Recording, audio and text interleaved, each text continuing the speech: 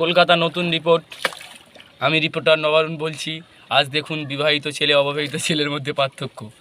আমাদের প্রথমে একটি বিবাহিত ছেলে পড়েছে, তার দিয়ে জেনে নিই তার রায়।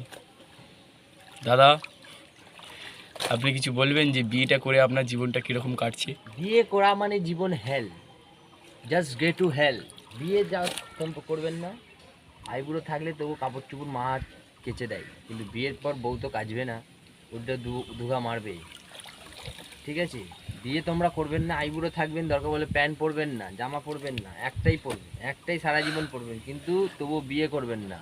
আমার সব দর্শককে এটাই জানাবার ছিল যে বিয়ে করা মানে মদের গড়া যাওয়া।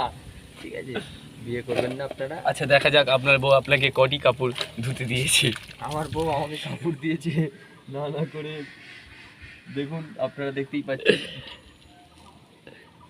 তাহলে আমি কি হাতাহাতি কিছু হেল্প করবো? 8টা প্যান্ট, 14টা জামা আর 4টে পাঞ্জাবি।